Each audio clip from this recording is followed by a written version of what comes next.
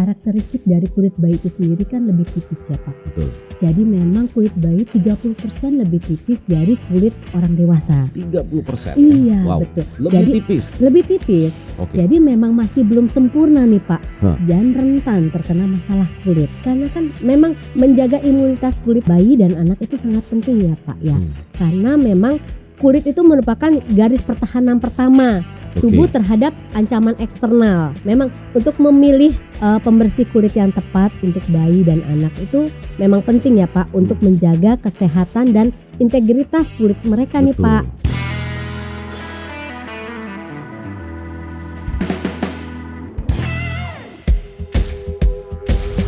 Selamat datang di podcast Meet the Expert. Swipers, tahukah kamu jika kulit manusia tidak hanya berfungsi untuk melindungi tubuh dari gangguan eksternal seperti bakteri, virus, dan sinar matahari. Namun kulit juga dapat menyimpan cadangan makanan hingga membantu metabolisme. Nah, kulit orang dewasa memiliki pH di 4,2 hingga 5,91, berbeda dengan pH kulit bayi yang relatif lebih tinggi dibandingkan orang dewasa, yakni 6,6 hingga 7,5. Kulit bayi juga memiliki beberapa karakteristik unik seperti lebih tipis dan lebih sensitif, apalagi jika penggunaan produk yang tidak tepat, paparan sinar matahari yang berlebihan, dan kering. Sehingga jika pH kulit bayi tidak seimbang dan tinggi dapat menyebabkan iritasi, infeksi, dan gangguan pada barrier kulit.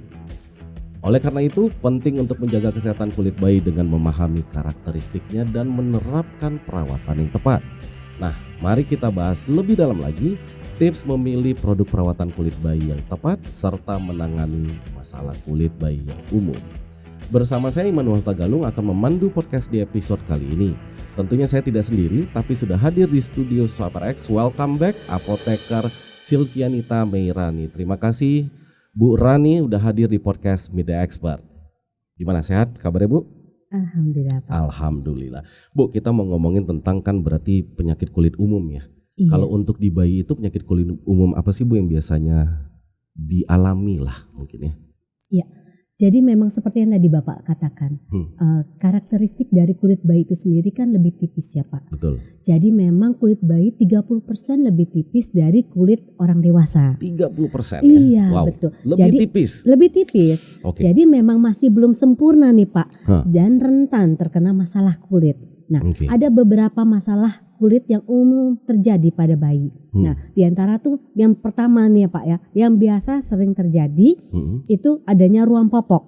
Ya, nah, betul, kan biasanya bayi tuh pakai popok ya Pak ya. Nah, adanya ruam popok tuh karena adanya iritasi pada kulit bayi karena kontaminasi dari feses ataupun urin yang terlalu lama nih Pak. Nah, yang kedua juga adanya dermatitis seboroid nih Pak. Dermatitis. Betul, dermatitis. Jadi memang dermatitis itu ada kondisi kulit kepala bayi itu Pak yang menjadi berkerak atau bersisik. Kan juga ada ya biasanya pernah mungkin Bapak pernah menemukan bayi yang kulit kepalanya tuh bersisik. Nah, itu merupakan salah satu masalah umum nih Pak yang biasa terjadi pada kulit bayi seperti itu. Dan yang ketiga nih Pak juga eksim. Eksim. Jadi eksim itu kan merupakan bentuknya tuh kulitnya kering tuh Pak, tandanya. Jadi ada kulit kering, merah dan gatal biasanya. Nah, cuma biasanya kalau eksim itu rentannya kepada biasanya untuk bayi yang punya riwayat keluarga alergi. Jadi untuk bayi yang mempunyai riwayat ayah ibunya mempunyai alergi, jadi ada kemungkinan bayi ini terkena eksim seperti itu Pak. Lebih besar ya kemungkinannya. Betul. Dan juga, nah yang paling sering nih Pak, ruam panas. Mungkin lebih sering diketahuinya biang keringat. Nah mungkin kita sering dengarnya biang keringat ya. Sebenarnya istilahnya yang benar adalah ruam panas. Betul. Ruam panas itu kan adanya ruam tuh Pak. Jadi ruam kecil dan merah biasanya muncul karena panas dan ada keringat yang berlebih. Nah itu faktornya. Nah juga adanya jerawat bayi. Jerawat bayi ya? Iya, jerawat bayi. Mungkin Bapak pernah menemukan bayi yang ada bintik-bintik merah atau putih di wajahnya. Nah itu yang disebut jerawat bayi tuh Pak. Oke. Nah, jadi Itu kalau bayi kita juga ada pencet nih, jerawat kalau ya. kita pencet keluar tuh ada cairan atau apa? Kayak jerawat Iya biasa kayak gitu. berbeda Pak. Oh, Jadi beda ya? jadi jangan nggak boleh dipencet malah Justru nggak jadi boleh. betul malah jadi bisa infeksi. Maka kita perlu produk yang tepat Betul, gitu ya. pentingnya kita memerlukan produk yang tepat seperti itu. Nah, tadi kan kita udah ngomong gejala umumnya, faktor-faktornya juga Iya. udah ya. Nah, kalau apa sih sebenarnya Bu impact atau dampaknya jika pembersihan terhadap bayi ini tidak maksimal, tidak tepat gitu loh? Ya. Jadi pembersihan kulit bayi yang tidak tepat ini dapat menyebabkan berbagai resiko nih Pak. Nah, diantaranya tuh juga adanya ruam dan iritasi. Oke. Nah, dengan penggunaan produk yang mengandung bahan kimia yang keras atau pewangi yang menyebabkan ruam dan iritasi pada kulit bayi yang sensitif nih Pak. Oke. Dan juga bisa terjadi kulit kering dan mengelupas. Nah, Sampai mengelupas ya? iya, jadi bayi itu sebenarnya memang nggak boleh terlalu sering nih Pak dimandiin. Nah, ini juga salah satu faktor penyebabnya nih Pak. Jadi sering dimandikan itu juga dan menggunakan air yang terlalu panas ini nggak boleh. Itu juga nggak boleh. Betul, karena dengan begitu malah menghilangkan minyak alami dari kulit bayi itu sendiri. Jadi harusnya air apa Bu? Yang air normal ya, suhu normal aja? Ya, jadi suam-suam kuku. Suam-suam kuku kita Betul, bilang. kurang lebih 37 derajat lah itu normalnya ya. Jadi nyaman di kulit bayi. Iya. Kalau terlalu panas malah nggak baik. Malah seperti nggak itu. baik. Mm-mm. Nah, perlindungan kulit ini memang hanya untuk bayi saja atau memang ketika dia sudah balita prasekolah juga harus? Oh ya, perlindungan kulit yang khusus itu tidak hanya berlaku untuk bayi aja. Jadi juga penting nih Pak untuk anak-anak yang menginjak usia balita atau prasekolah. Kenapa tuh Bu kira-kira? Ya, karena kulit anak-anak ini masih berkembang nih Pak dan masih sensitif terhadap faktor-faktor eksternal. Oke. Nah, jadi beberapa hal nih Pak yang perlu diperhatikan itu untuk perlindungan kulit, diantaranya tuh yang pertama adanya kelembapan kulit. Nah, yang kedua itu perlu juga melindungi kulit dari paparan sinar matahari. Oke. Nah, yang ketiga juga pentingnya mandi secara teratur. Mandi secara Nah, teratur. betul, dengan yang pastinya mandinya dengan sabun yang lembut ya Pak ya, Oke. gitu. Yang sesuai dengan pH kulit normal. Nah, yang keempat juga perlindungan terhadap cuaca ekstrim. Jadi terlindung dari cuaca ekstrim terhidrasi dan memakai pakaian yang nyaman atau yang ringan, tidak ketat seperti itu. Yang kelima, mencegah kontak dengan alergen. Nah, Oke. apalagi untuk yang punya riwayat alergi itu harus waspada nih Pak. Jadi jangan sampai mudah terkena alergen. Alergen itu kan merupakan pencetus dari alergi ya Pak. Betul, ya. betul. Nah, perlunya dihindari.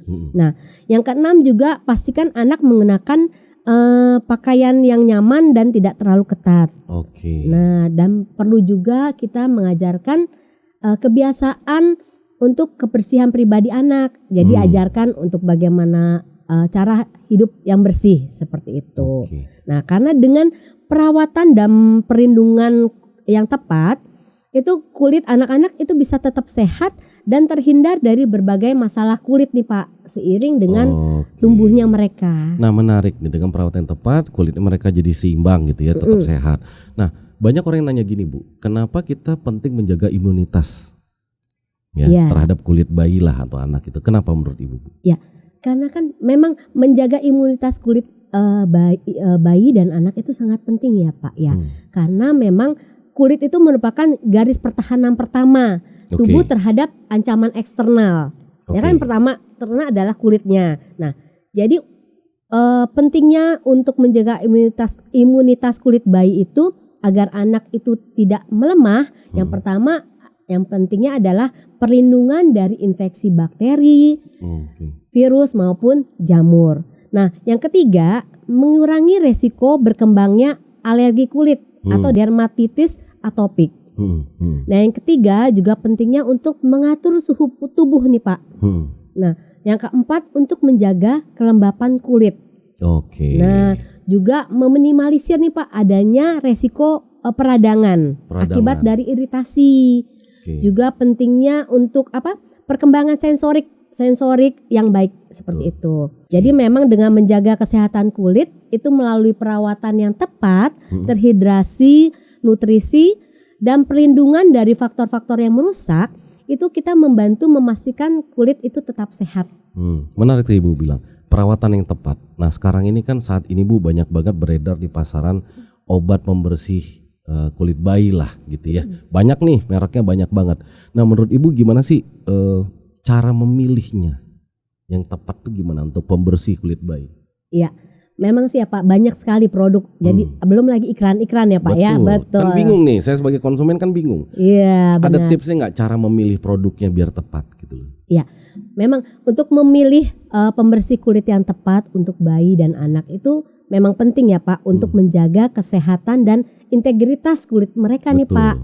Nah, ada beberapa panduan nih Pak untuk memilih pembersih kulit yang tepat. Nah, yang pertama itu pilih produk yang dirancang khusus untuk bayi maupun anak. Jadi memang yang formulanya lembut gitu dan aman untuk kulit sensitif mereka. Seperti itu. Dan yang kedua juga pilih produk yang hipoalergenik. Nah, jadi mengurangi resiko terjadinya reaksi alergi seperti itu. Dan yang ketiga, pilih produk yang dengan pH seimbang, jadi sesuai dengan pH balance itu ya. Betul, pH balance ya, begitu. Berarti itu termasuk itulah kandungannya juga ya? Iya, ya betul kan? Kandungannya. Oke, yang harus kita pilih tuh ya dilihatlah dari 3 faktor tadi sebenarnya. Kan seperti tadi Bapak katakan pH bayi itu kan lebih tinggi. Nah, perlunya produk yang untuk menstabilkan dari kulit bayi ini, pH kulit bayi. Seperti itu. Makanya dibutuhkan produk yang dapat sesuai pH kulit normal seperti itu. Nah, produk terbaik untuk pembersih kulit bayi udah pasti Lactasit Baby. Ini adalah produk terbaik menurut saya yang udah ada di depan kita saat ini, Bu ya. Apa sih keunggulannya Bu kalau boleh tahu? Ya, Lactasit Baby ini mengandung ekstrak susu alami nih Pak. Ekstrak susu alami. Betul. Jadi memang ini murni ekstrak susu. Seperti itu. Jadi dia jadi susu itu tidak hanya untuk tulang ya Pak ya. Jadi juga bisa untuk melembabkan dan menutrisi kulit seperti itu. Jadi memang ekstrak susu yang dihasilkan ini menghasilkan protein susu seperti laktoserum dan laktik asid. Nah, di mana laktoserum itu berguna untuk melembabkan. Nah, untuk laktik asid ini digunakan untuk menetralkan, menstabilkan pH dari kulit. Jadi menyesuaikan dari kulit pH bayi itu sendiri. Betul. Yang mana tadi Bapak katakan pH bayinya kan tinggi kulitnya. Untuk distabilkan dengan menggunakan produk Lactasit Baby ini yang mengandung ekstrak susu dari dengan kandungan laktoserum dan laktik asid. Nah, kalau saya lihat di sini kan Bu, ini ada variannya cukup banyak ya.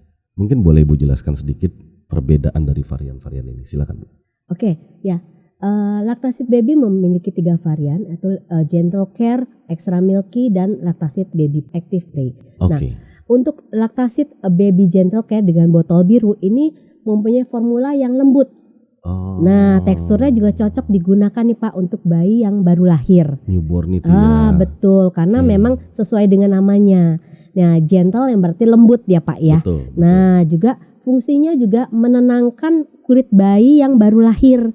Jadi jika terdapat iritasi atau akibat ruam popok maupun ruam susu dan lain sebagainya itu ditenangkan dengan menggunakan produk ini seperti itu.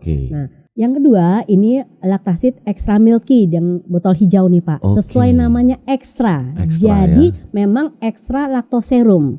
Nah, jadi memang dengan ekstra laktoserum ini lebih melembabkan nih Pak. Nah, cocok untuk kulit yang lebih kering. Jadi memang fungsinya dia untuk melembabkan seperti itu. Jadi memang ini lembut dan melembabkan, mencegah adanya iritasi. Nah, yang ketiga, ini yang varian yang terbaru nih Pak. Ada namanya Lactasit Active Play yang warna orange nih Pak. Nah, ini memang cocok digunakan untuk balita. atau masa prasekolah. Prasekolah itu ya. Betul. Jadi untuk 1 sampai 4 tahun seperti itu, karena memang masih kulitnya masih berkembang ya Pak ya. Perlu perlindungan lebih lagi seperti itu. Nah, karena memang Lactasit Baby Active Play ini aktif melindungi dari bakteri dan kuman serta membantu menjaga imunitas kulit anak. Nah, jadi untuk para moms yang punya balita ini bisa lebih tenang nih Pak, karena memang sudah ada antibakterinya melindungi balita Anda seperti itu, karena memang usia-usia seperti itu kan usia yang aktif ya lagi Pak ya. Betul, lagi aktif. Makanya perlu produk yang aktif juga. Betul, perlu aktif untuk melindungi anak baik dari bakteri, dari mencegah adanya bau dari paparan sinar matahari ya Pak ya, seperti itu. Jadi pentingnya karena memang di usia yang seperti itu selain aktif, dia juga memang kulitnya masih berkembang, belum optimal seperti itu. Oke, menarik ini Swipers, lengkapi sediaan apotekmu dengan produk Lactasit Baby yang tersedia di SwiperX Belanja. Check out sekarang juga karena lagi ada promo menarik yang menunggumu. Belanja kebutuhan apotek pasti aman, nyaman, dan cuan hanya di SwiperX Belanja. Untuk terakhir Bu Rani, boleh berikan tips alami untuk mencegah kesehatan atau masalah kulit pada bayi. Monggo. Oke, tips alami untuk mencegah masalah kulit pada bayi. Yang pertama, mandi dengan air hangat. Yang kedua, ganti popok secara berkala.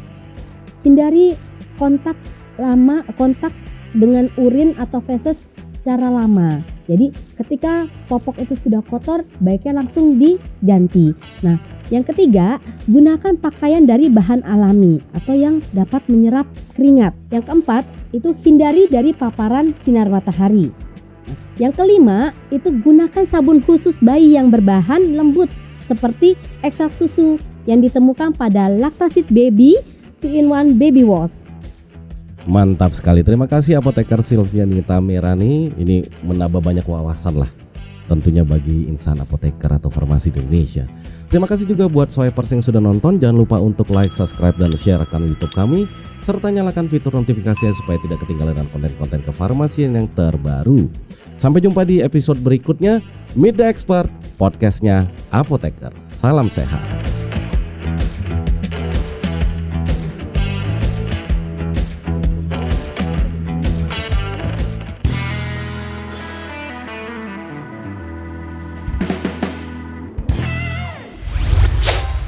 Swipe RX.